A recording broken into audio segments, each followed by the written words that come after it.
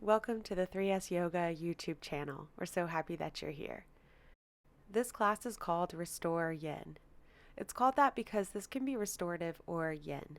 That doesn't usually make sense if you're a yin teacher or teaching a yin class. However, the yin poses that I chose are very chill. So you don't really have to do much either way, and you can add bolsters and make yourself cozier and as comfy as possible if you're looking for restorative. And then if you're looking more to get into the joints or the fascia, I'll be giving descriptions for that as well as if it is a yin class. Also during this class, I'm going to be doing a couple of readings. One from the Book of Awakening by Mark Nepo, and one from The Pocket by Thich Nhat Hanh. So thank you for joining us. If you have a bolster and or a block around, this is a great class for it. Just take a moment to breathe and to know what your intention is for class today.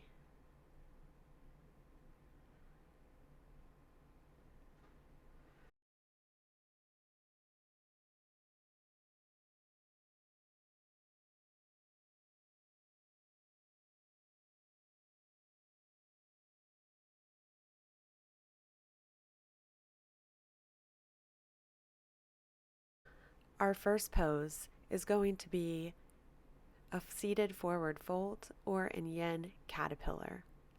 Your legs are going to extend out in front of you, and the feet are just going to flop out to the sides wherever they flop. You can grab a bolster or a block if you'd like to be cozier, and your torso is just going to flop down as well, and your arms just relax wherever they fall. It's almost like you're a toy left in the corner. In this pose, if you're focusing on yin, instead of reaching the torso forward for a straighter spine, you're actually trying to make a larger C in your spine. So the chin is moving down towards the chest and the head is falling down towards the knees or the thighs instead of straightening the spine and reaching forward. This is going to open up the vertebrae in the back and also kind of put a little bit of stress and tension on the front side of the vertebrae, which is going to bring lubrication to the joints. Technically, yin will stress the joints, which brings lubrication there, which creates longevity. So imagine the back of the vertebrae just opening and the little spaces in between each vertebrae getting softer and elongating and creating some openness for some movement in between the vertebrae.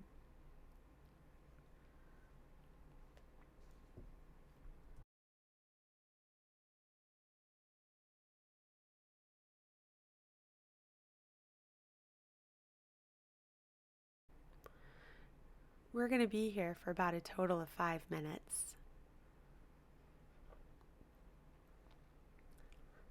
And during this time, let's be curious about our breath. Watch as the body breathes you. You don't have to do anything, and your body still breathes. How incredible.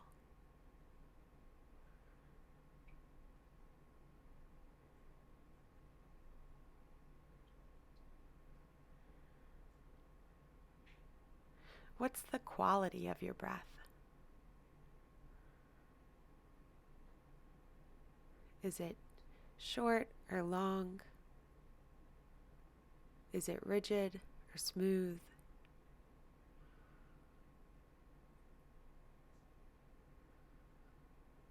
And start to play with it with curiosity. What does a long, slow breath feel like?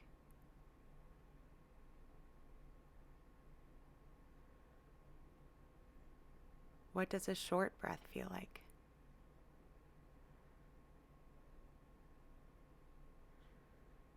What happens in the body if you breathe into the chest?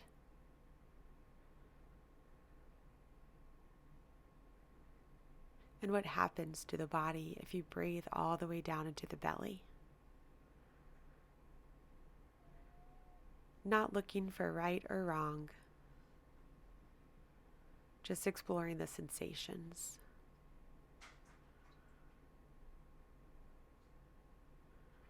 And as you breathe, the effect of this pose will change. At the top of the inhale, you might be a little bit higher up. That might feel a little different than at the bottom of the exhale.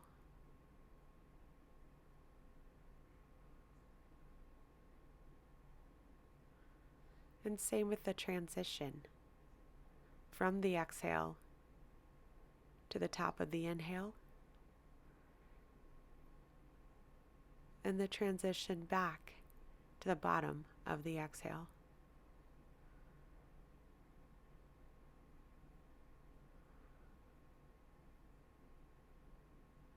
And as the mind journeys elsewhere, just usher it back to the breath.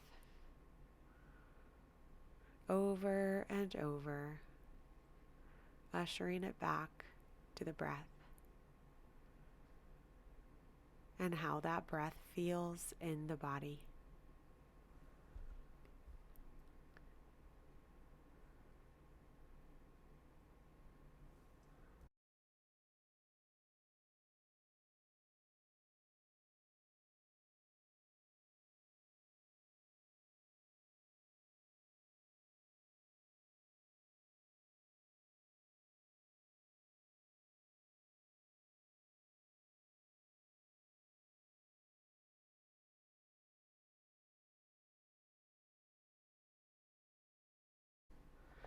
Very, very slowly, we're going to come out of this pose by rolling up from the lowest vertebrae up to a seated straight spine.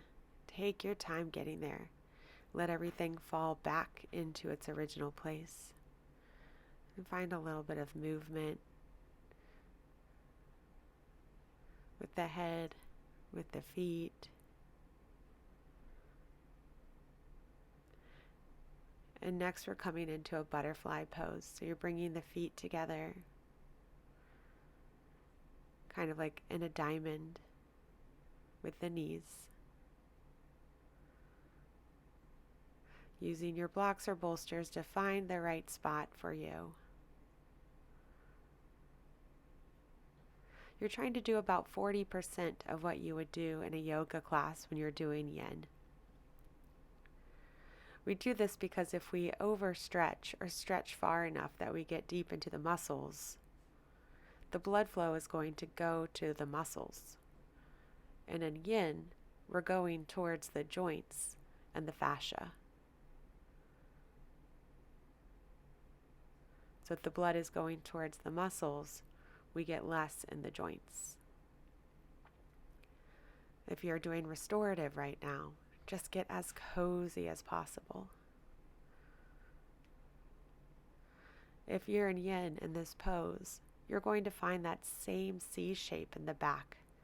So instead of going all the way forward with the elongated spine and reaching forward as far as you can, you're going to back it up so that there's a nice curve in the spine.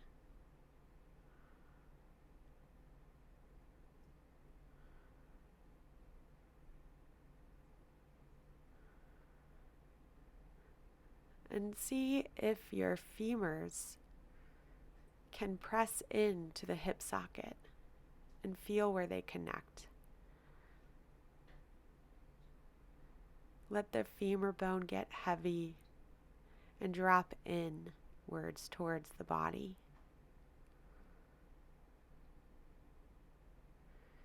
Feeling that spot of connection.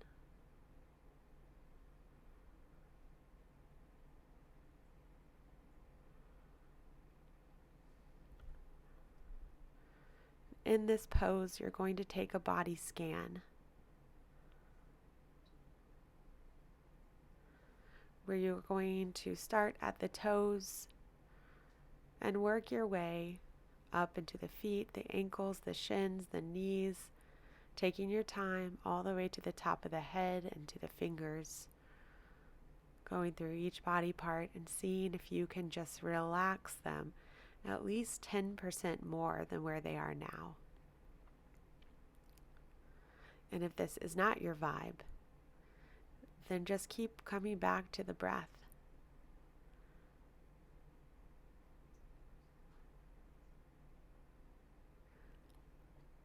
Yin can be so hard, and so can restorative, in the way that when our body is so still, the mind wants to fight and find something to do.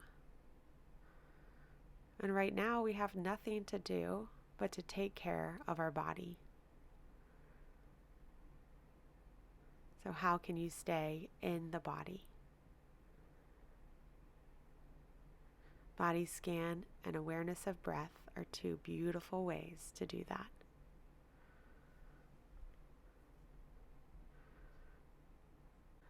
I'm going to leave you in silence for the next minute and a half to do your self-exploration.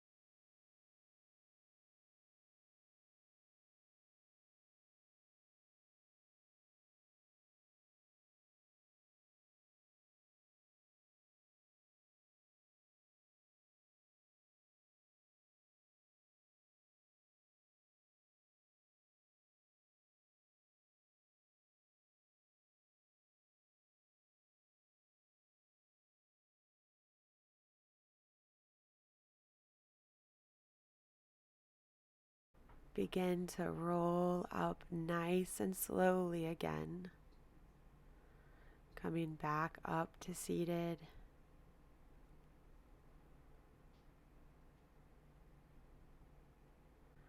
Finding some slow, gentle movements.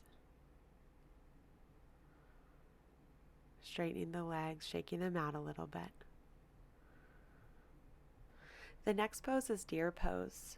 So we're going to get into the hips as well as the back. The front shin is going to be parallel to the front of the mat. Let's say it's the right shin. The left leg is going to come out from the shoulder, and then the knee is going to be bent at a 90-degree angle. So you're making like a pinwheel. Let the torso move forward and walk it around side to side a little bit to see where it feels best in the body, and then lower down into that space.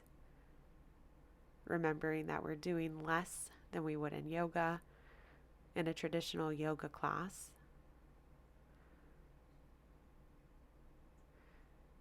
And soften in. We will be here about 5 minutes, and I will be doing a reading from The Pocket by Thich Nhat Hanh, the Vietnamese Zen Buddhist monk.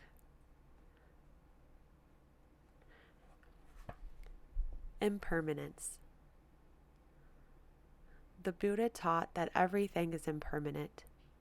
Flowers, tables, mountains, political regimes, bodies, feelings, perceptions, mental formations, and consciousness.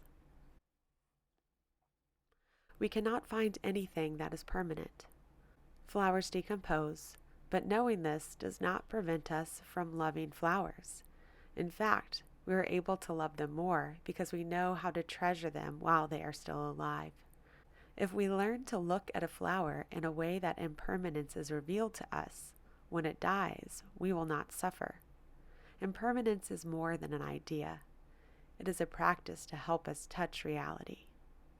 When we study impermanence, we have to ask, is there anything in this teaching that has to do with my daily life, my daily difficulties, my suffering? If we see impermanence as merely a philosophy, it is not the Buddha's teaching. Every time we look or listen, the object of our perception can reveal to us the nature of impermanence. We have to nourish our insight into impermanence all day long.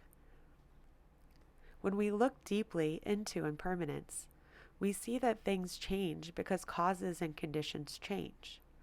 When we look deeply into non-self, we see that the existence of every single thing is possible only because of the existence of everything else.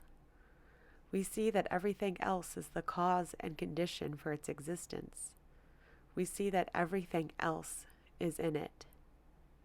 From the point of view of time, we say impermanence. And from the point of view of space, we say non-self. Things cannot remain themselves for 2 consecutive moments. Therefore, there is nothing that can be called a permanent self. Before you entered this room, you were different physically and mentally. Looking deeply at impermanence, you see non-self. Looking deeply at non-self, you see impermanence. We cannot say, I accept impermanence, but non-self is too difficult. They are the same. Understanding impermanence can give us confidence, peace, and joy. Impermanence does not necessarily lead to suffering. Without impermanence, life could not be. Without impermanence, your daughter could not grow up into a beautiful lady. Without impermanence, oppressive political regimes would never change. We think impermanence makes us suffer. The Buddha gave the example of a dog that was hit by a stone and got angry at the stone.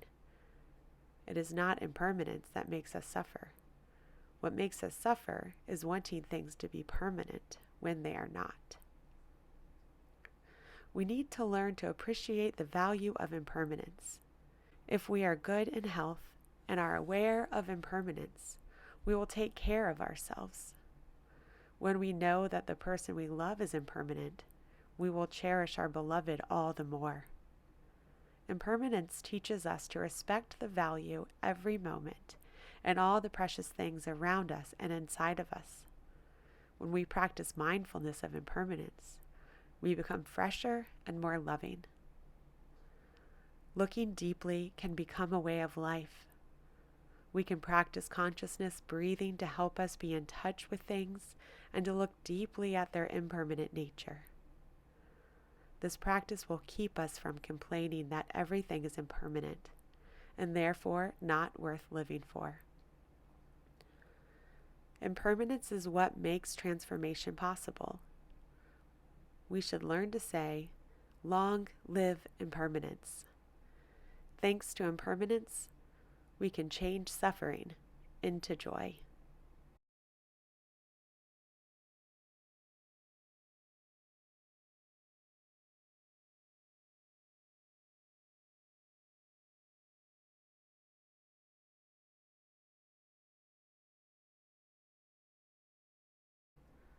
Slowly start to walk yourself back with your hands rolling up to seated. And next we're coming into pigeon and restorative, or swan and yin. First I'm going to show you the chill modification for this pose. You're going to lie on your back and the right leg, the leg that was in front, the ankle's going to cross over the left thigh as you lie down onto your back.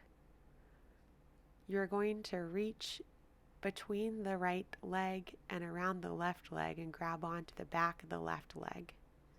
The right knee will press away from you to get a little bit deeper into the hip. And if you're doing pigeon pose, the right leg is going to be forward, the left leg is going to be straight behind you. In a yoga class, I would have the front leg be parallel to the front of the mat, but in yin, the right knee is going to be really bent, and the right heel is going to be in line with the center line of the body. It's going to put a little bit of pressure on the knee, on the ankle. And that is putting, again, a little bit of stress in those areas, and the stress brings lubrication, and that brings longevity into the joints. If you begin to feel pain, you can come out of this pose and readjust, perhaps into the one lying down on your back. But if it ebbs and flows, that means it's safe and you can stay there. But if it's pain that gets worse, please come out of this pose.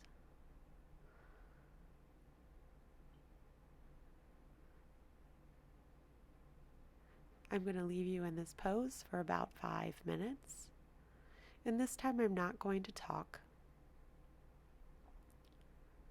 Just choose to do a body scan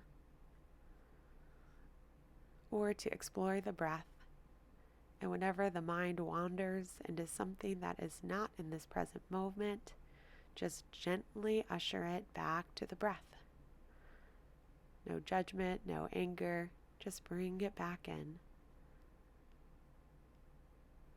Bring it back in.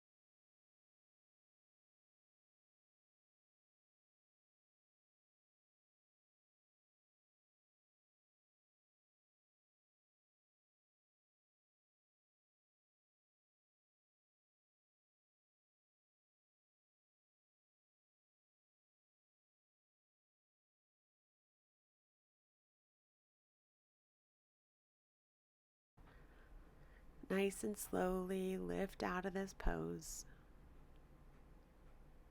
Bring the legs forward, shake them out. We're going to be doing deer and pigeon or swan, both of them on the other side. And I'll be doing a reading in deer, and leaving silence for pigeon or swan. After you shake the legs out a little bit, the left shin is going to become parallel to the top of the mat. The right leg comes straight out from the shoulder, and the right knee is going to be at a 90-degree angle, again creating the pinwheel shape. Walk the torso forward and release down. Finding your stillness, and with every exhale, softening the body just a tiny bit more, giving more of your weight down into the earth and holding yourself up a little bit less. In this pose, I will be reading from the Book of Awakening by Mark Nepo. Precious human birth. Of all the things that exist, we breathe and wake and turn it into song. There is a Buddhist precept that asks us to be mindful of how rare it is to find ourselves in human form on earth. It is really a beautiful view of life that offers us a chance to feel enormous appreciation for the fact that we are here as individual spirits filled with consciousness, drinking water, and chopping wood. It asks us to look about at the ant and antelope, at the worm and the butterfly, at the dog and the castrated bull, at the hawk and the wild lonely tiger, at the 100-year-old oak and the 1,000-year-old patch of ocean. It asks us to understand that no other life form has the consciousness of being that we are privileged to. It asks us to recognize that of the endless species of plants and animals and minerals that make up the earth, a very small portion of life has the wakefulness of spirit that we call being human. That I can rise from some depth of awareness to express this to you, and that you can receive me in this instant is part of our precious human birth. You could have been an ant.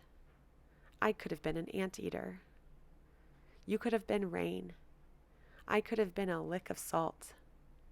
But we are blessed in this time, in this place, to be human beings, alive in rare ways we often take for granted.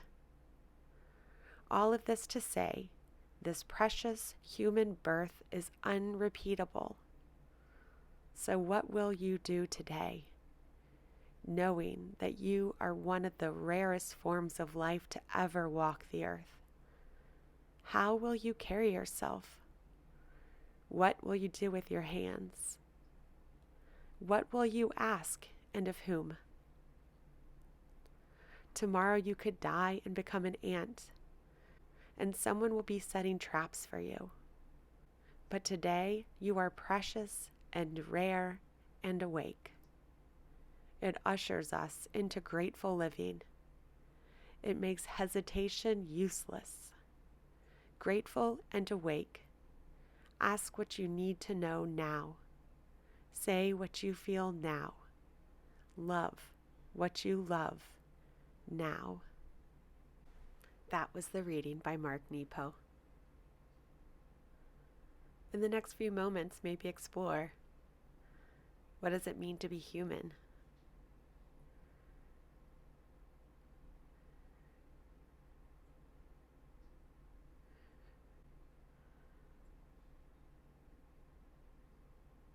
What are you moving towards or away from with hesitation?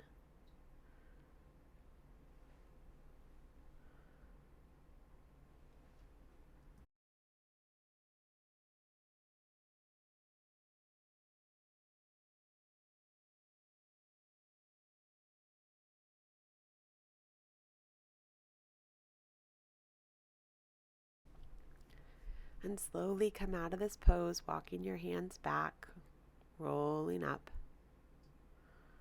Straightening your legs out in front of you for a moment, shaking them out a little bit. Going into pigeon or swan, We're taking the super restorative version on your back, crossing your left ankle over your right thigh and holding onto your right leg.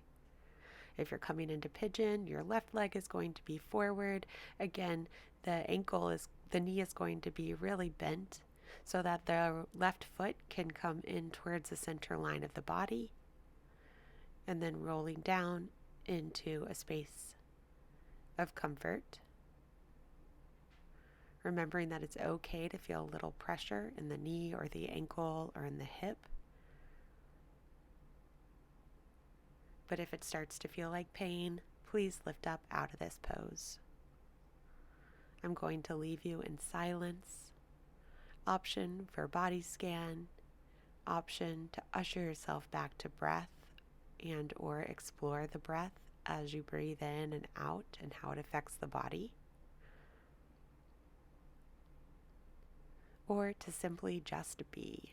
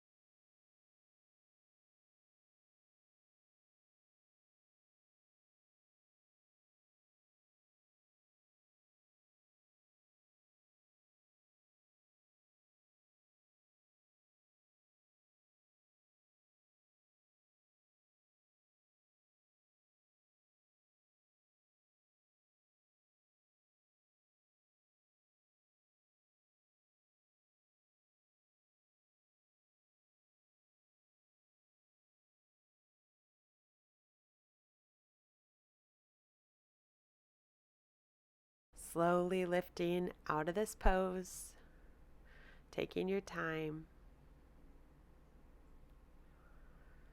coming into a seated position, Our last pose is going to be Happy Baby. 5 minutes in Happy Baby might feel like a lot, but it's pretty fun. So you're going to be coming onto your back, bringing your knees towards your armpits. Your knees are about at a 90-degree angle. Grabbing onto the outsides of your feet. Your arms are usually on the inside of your knees and your hands reach to the outsides of your feet. For a modification on this pose, just reach around and hold on to the back of your thighs instead. As you're here, let the head get heavy. Let the shoulders move down towards the earth. And the neck softens. Feel the spine and the back on the earth.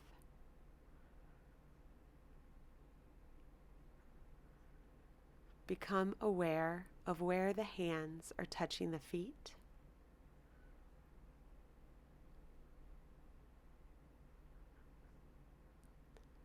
Let the knees be heavy.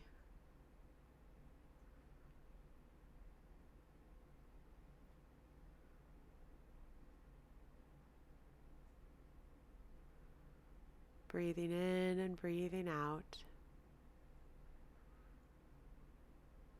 And see if you can hold for just a moment at the top of the inhale and hold for a moment at the bottom of the exhale. Finding a space of pause and of stillness. Within that stillness, there's a heartbeat. And within that heartbeat, there are moments of stillness.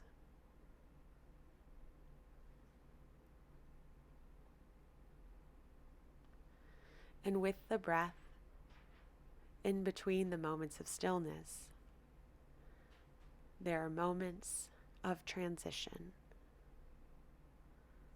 And see if you can make those moments of transition smooth.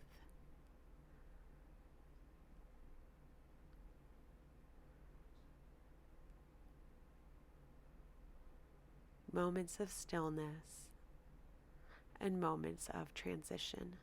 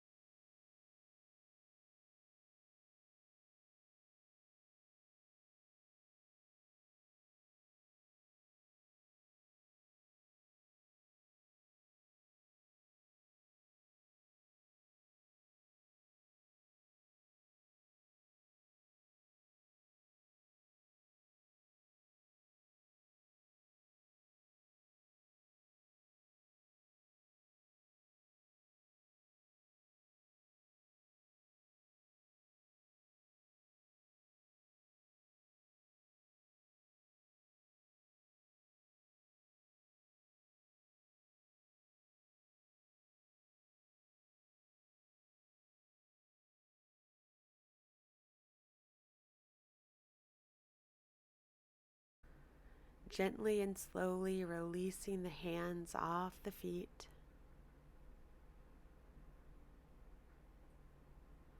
Releasing the legs down. Finding some movements that feel good. You can move the legs side to side or take a little butterfly. It might feel good to tent the knees together and move the feet out.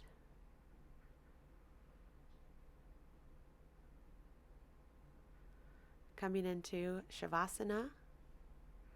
If you have a bolster or a pillow, it feels really good to put it underneath the knees. Helps release the low back.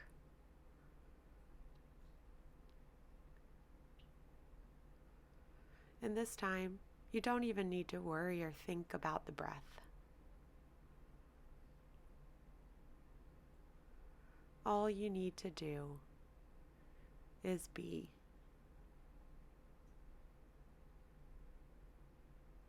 Let the back half of the body be heavy. Be supported by the earth.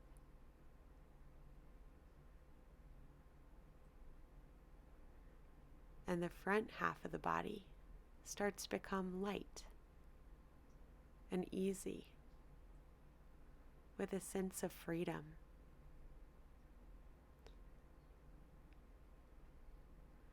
It's as if the heavier we let our body be, the more we release down into the earth and give up our weight physically, mentally, emotionally, down to the earth. The more ability we have to find freedom and a sense of lightness.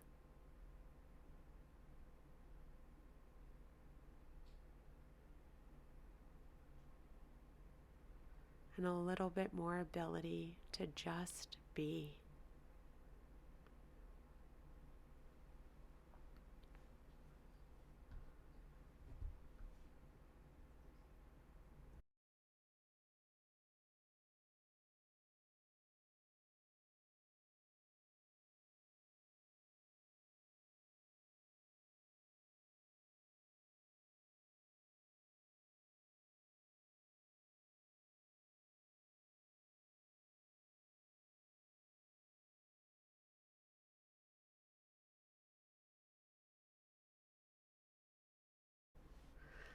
Slowly begin to awaken by finding movement in the fingers and the toes, ankles and wrists. Stretching out however feels good.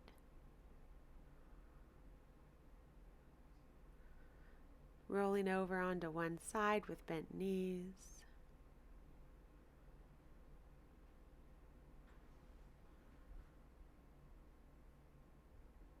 And making your way up to seated.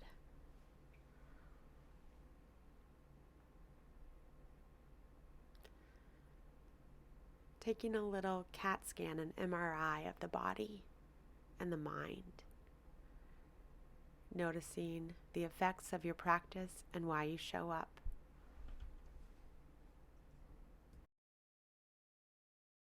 Bringing your hands into a prayer. To the forehead for the right thoughts. The mouth for the right words.